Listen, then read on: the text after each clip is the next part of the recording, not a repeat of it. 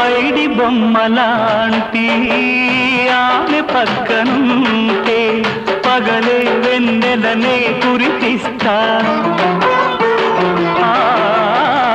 నీడలాగా నాతో ఏడడుగులు సాగితే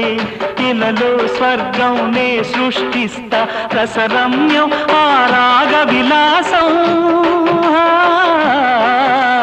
రసరమ్యం ఆ రాగ విలాసం వసివాడదు అది ఆ జన్మాంతం